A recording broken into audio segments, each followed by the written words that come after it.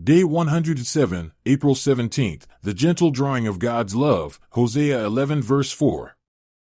I drew them with cords of a man, with bands of love, and I was to them as they that take off the yoke on their jaws, and I laid meat unto them. Hosea 11 verse 4. Today's verse provides us with a beautiful picture of how God draws his people unto himself in love. He begins by saying that he drew Israel with the cords of man. What is the meaning of this phrase? The second half of the verse gives us the explanation. God was to Israel as one who removes the yoke from the jaws of an animal and feeds them. Therefore, God is describing how he drew Israel to himself by removing them from the yoke of bondage. And so, we are reminded of how God broke Israel free from their bondage in Egypt. When Israel was in bondage in Egypt, they were as an animal whose jaws were bound with a yoke, and God heard the cries of their misery. The children of Israel sighed by reason of the bondage, and they cried, and their cry came up unto God by reason of the bondage. And God heard their groaning, and God remembered his covenant with Abraham, with Isaac, and with Jacob. Exodus 2 verses 23 to 24. Soon after this, as we have recently reviewed, God rose up Moses to lead his people out of Egypt and into the wilderness. Thus, he drew them with cords of a man, with bands of love. While they were in Egypt, they were controlled with the yoke, doing the will of Pharaoh, but upon being freed, they were led with cords of love. They did not follow after God because they were forced to, but they willingly said, "All the words which the Lord hath said will we do." Exodus 24 verse 3. Now, in light of these things, we can see the pattern of how the Lord draws sinners to himself, specifically, that he comes to them as their deliverer, that they might see his goodness and grace and esteem him as worthy to be followed.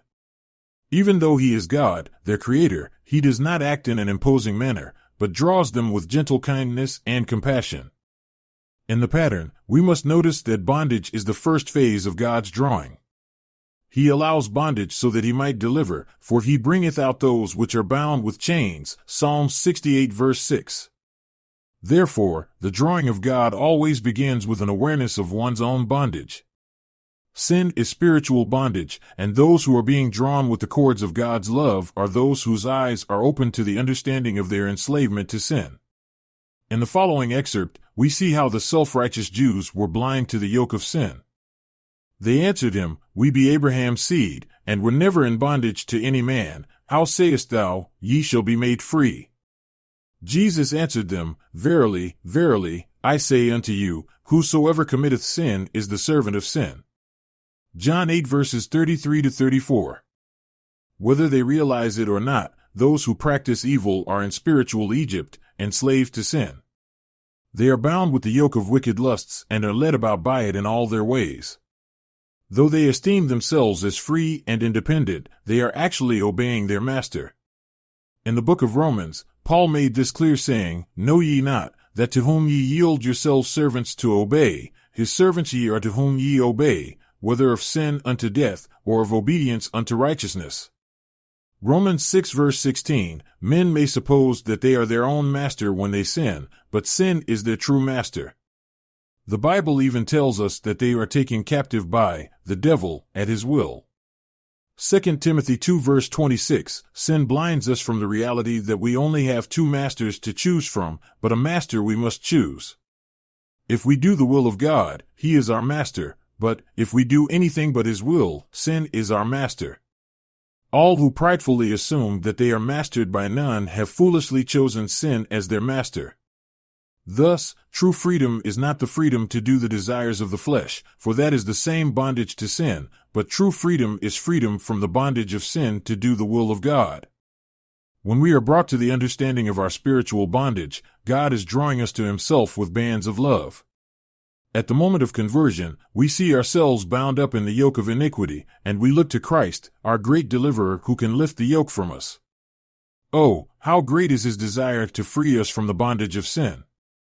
How he is afflicted in all of our affliction, and how he pities us in compassion as we continue in our stubborn ways. What love the Father has for us, that he knows how to gently break us from our pride so that he might lead us to eternal peace and fellowship with him. What great patience and faithfulness he displays to us.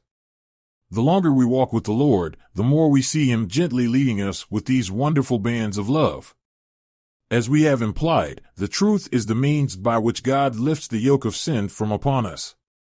Jesus said, "If ye continue in my word, then are ye my disciples indeed, and ye shall know the truth, and the truth shall make you free." John 8 verses 31 to 32, unbelief, that which keeps us from salvation and all of the blessings of God, is the belief in the lies of the devil. Instead of believing God, we are believing the whispering serpent. But, as God opens our eyes to the knowledge of the truth, the lies are exposed and we are freed from the bondage of them. And so, we see that God shows the truth to those whom He is drawing to Himself in love. Notice what God said to Paul concerning his calling to preach to the Gentiles.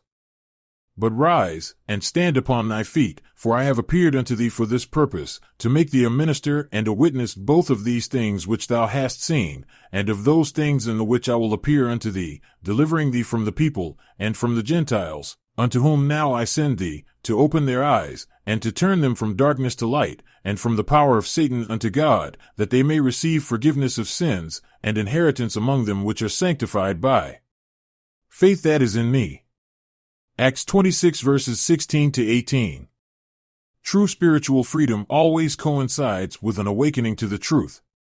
Therefore, if we desire for men to be set free from the bondage of sin, to have their yoke lifted, we must confront them with the truth. Remember, God chooses to work through people, and so, He can use us to bring people to an understanding of their bondage, and to the knowledge of the truth by which they can be set free. In this way, the drawing bands of God's love can be manifested through us to the world.